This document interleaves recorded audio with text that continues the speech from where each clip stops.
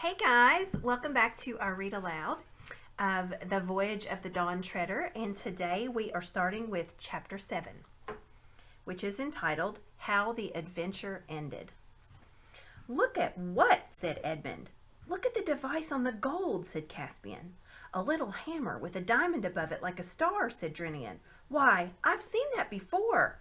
"Seen it?" said Caspian. "Why, of course you have. It is the sign of a great Narnian house. That is the Lord Octesian's arm ring." "Villain," said Reepicheep to the dragon, "have you devoured a Narnian lord?" But the dragon shook his head violently. "Or perhaps," said Lucy, "this is the Lord Octesian turned into a dragon under an enchantment, you know." "It needn't be either," said Edmund. "All dragons collect gold, but I think it's a safe guess that Octesian got no further than this island." "Are you the Lord Octesian?" said Lucy to the dragon, and then when it sadly shook its head, "Are you someone enchanted? Someone human, I mean?" It nodded violently, and then someone said, people disputed afterwards whether Lucy or Edmund said it first, "You're not Eustace by any chance?" And Eustace nodded his terrible dragon head and thumped his tail in the sea, and everyone skipped back to avoid the enormous and boiling tears which flowed from his eyes. Lucy tried hard to console him, and even screwed up her courage to kiss the scaly face, and nearly everyone said "hard luck," and several assured Eustace that they would all stand by him, and many said that there was sure to be some way of disenchanting him, and they'd have him as right as rain in a day or two. And of course they were all very anxious to hear his story, but he couldn't speak. More than once in the days that followed he attempted to write it for them on the sand, but this never succeeded. In the first place, Eustace, never having read the right books, had no idea how to tell a story straight. And for another thing, the muscles and nerves of the dragon claws that he had to use had never learned to write and were not built for writing anyway. As a result, he never got nearly to the end before the tide came in and washed away all the writing, except the bits he had already trodden on or accidentally swished out with his tail. And all that anyone had seen would be something like this: "I went to see Drangun's cave 'cause dead ain't no hard. Woke up, couldn't get bother." It was, however, clear to everyone that Eustace's character had been rather improved by becoming a dragon. He was anxious to help. He flew over the whole island and found it was all mountainous, inhabited only by wild goats and droves of wild swine. Of these he brought back many carcasses as provisions for the ship. He was a very humane killer, too, for he could dispatch a beast with one blow of his tail so that it didn't know, and presumably still doesn't know, it had been killed. He ate a few himself, of course, but was always alone when eating, for now that he was a dragon, he liked his food raw, but he could never bear to let others see him at his messy meals. And one day, flying slowly and wearily but in great triumph, he bore back to camp a great tall pine tree, which he had torn up by the roots in a distant valley, and which could be made into a mast. And in the evening, if it turned chilly, as it sometimes did after the heavy rains, he was a comfort to everyone, for the whole party would come and sit with their backs against his hot sides and get well warmed and dried, and one puff of his fiery breath would light the most obstinate fire.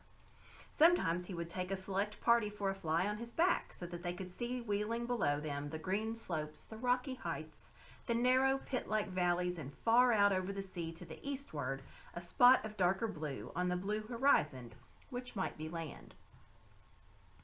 The pleasure, quite new to him, of being liked, and still more of liking other people, was what kept Eustace from despair, for it was very dreary being a dragon. He shuddered whenever he caught sight of his own reflection as he flew over a mountain lake. He hated the huge bat-like wings, the saw-edged ridge of his back, and the cruel, curved claws. He was almost afraid to be alone with himself, and yet he was ashamed to be with the others. On the evenings when he was not being used as a hot water bottle, he would slink away from the camp and lie curled up like a snake between the wood and the water. On such occasions, greatly to his surprise, Reepicheep was his most constant comforter.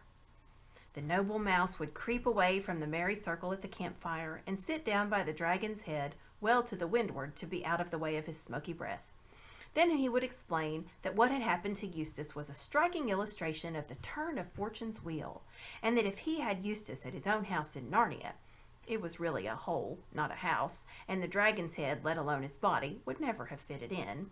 He could show him more than 100 examples of emperors, kings, dukes, knights, poets, lovers, astronomers, philosophers, and magicians who had fallen from prosperity into the most distressing circumstances, and of whom many had recovered and lived happily ever afterwards.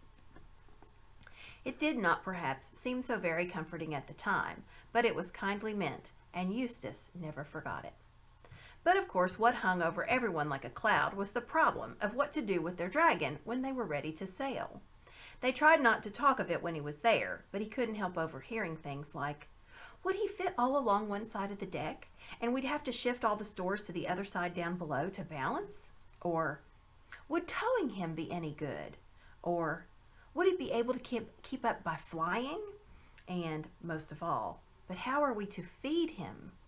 And poor Eustace realized more and more that since the day he first came on board ship, he had been an unmitigated nuisance, and now he was a greater nuisance still. And this ate into his mind, just as the bracelet ate into his foreleg. He knew that it only made it worse to tear at it with his great teeth, but he couldn't help now and then, especially on a hot night. About 6 days after they had landed on Dragon Island, Edmund happened to wake up very early one morning. It was just getting gray so that you could see the tree trunks if they were between you and the bay, but not in the other direction. As he woke, he thought he heard something moving, so he raised himself on one elbow and looked about him, and presently he saw a dark figure moving on the seaward side of the wood. The idea that at once occurred to his mind was, are we sure there are no natives on this island after all?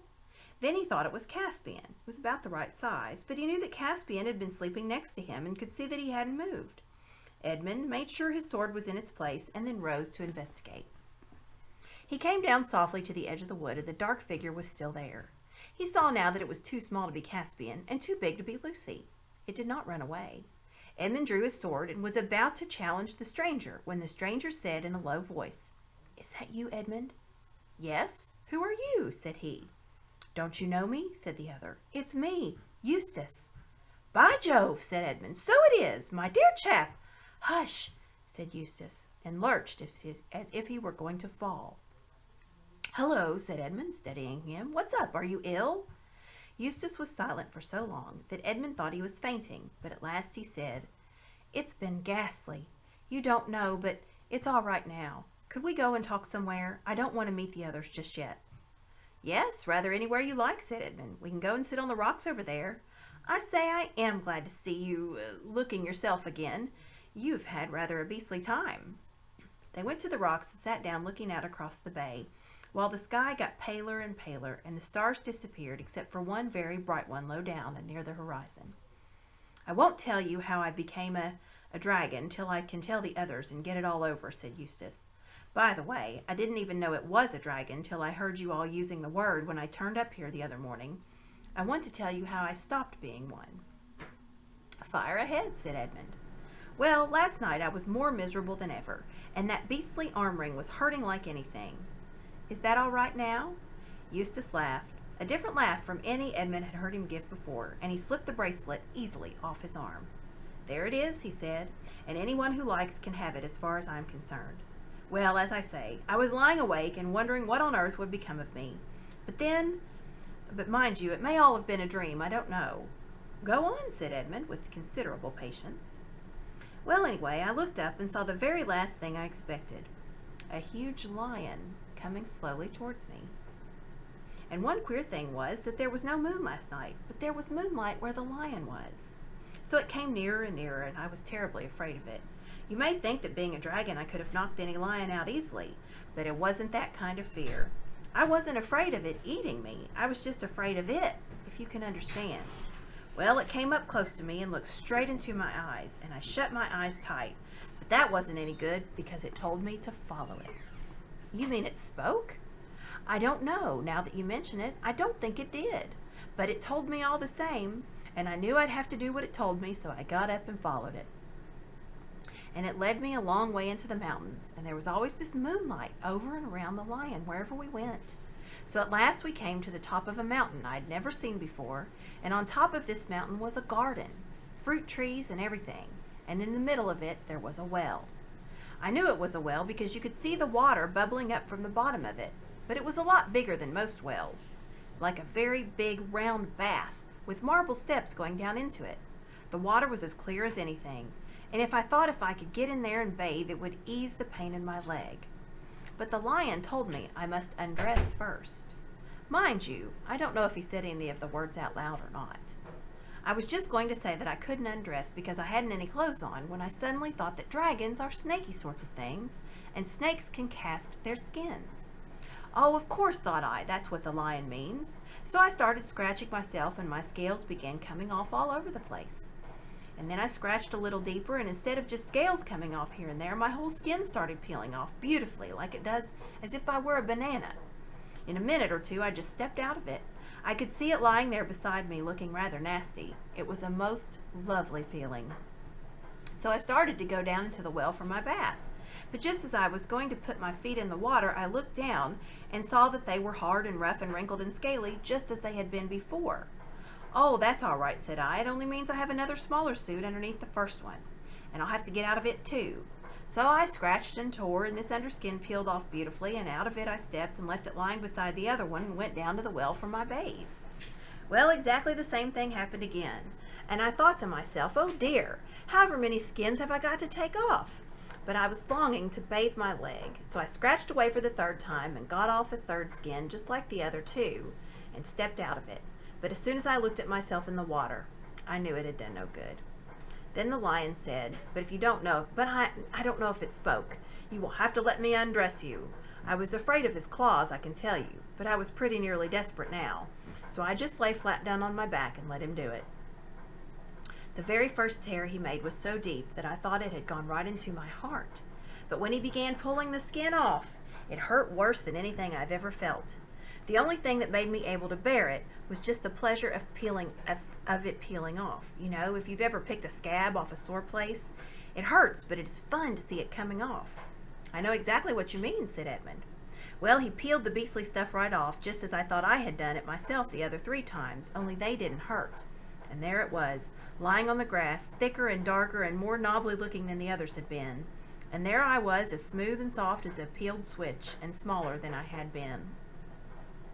Then he caught hold of me. I don't know that much, for I was very tender and underneath now that I'd no skin on, and threw me into the water. It smarted like anything, but only for a moment.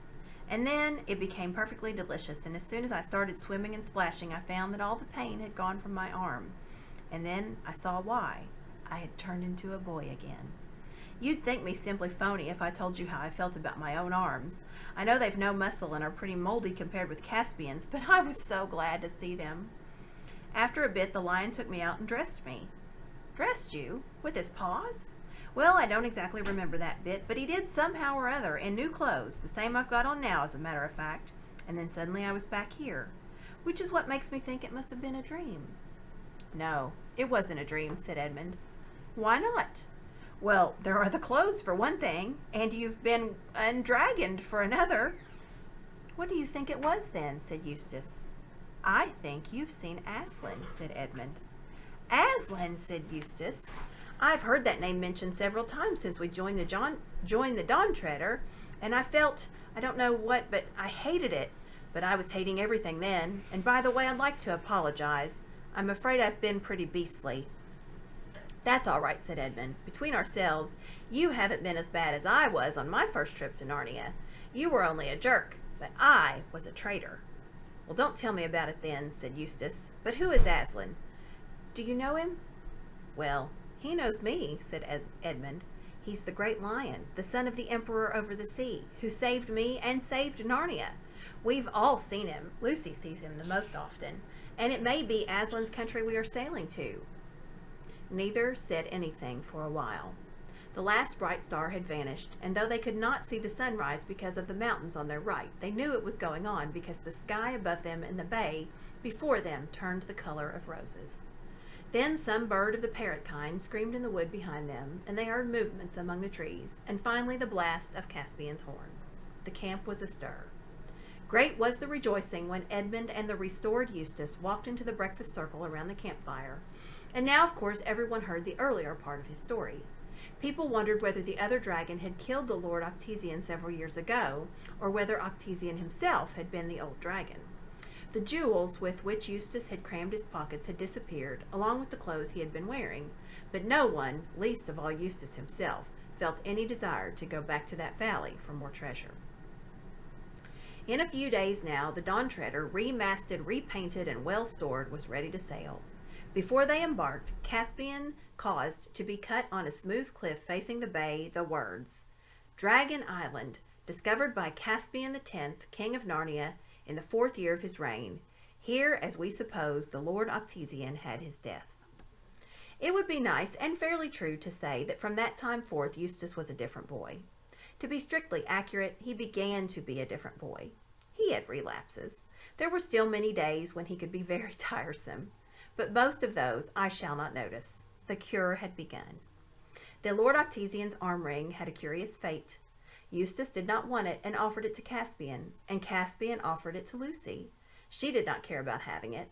"Very well, then, catch as catch can," said Caspian, and flung it up in the air. This was when they were all standing looking at the inscription. Up went the ring, flashing in the sunlight, and caught and hung as neatly as a well-thrown quoit on a little projection on the rock. No one could climb up to get it from below, and no one could climb down to get it from above. And there, for all I know, it is still hanging and may hang till the world ends.